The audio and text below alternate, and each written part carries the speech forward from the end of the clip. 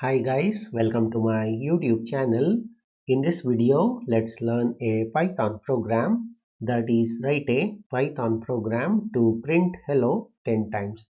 So given the count that is 10, so you have to print this message that is hello 10 times. So that is the problem statement. So let's try to solve this. So let me take two variables. First is a message and then another one is counter, or you can say limit. So let's take a variable that is message equals to hello. So this is a string type and it will be stored in this variable. So now let's take limit, and the limit is 10 times you have to print. So once we get the input values initialized, so now let's use a for loop to print the message, that is for underscore, because I don't need the index value, so that's the reason I am using underscore.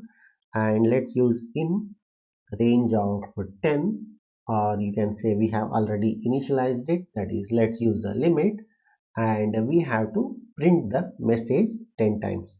So let's use a print function and print the message. Yeah, so this is a complete Python program that is of 4-line code to print the message that is hello 10 times. So you can also use directly over here 10 and message over here. So that will become 2-line code.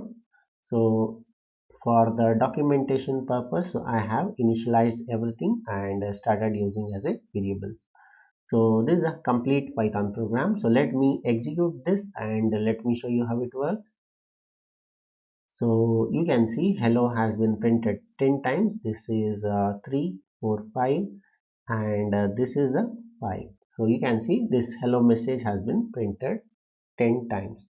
So if the in the problem statement, if some message changes, let's say hello instead of hello, if you get a hi, so you just have to change over here, and instead of 10 times, if in the problem statement it is asked to print 100, so you have to modify it over here.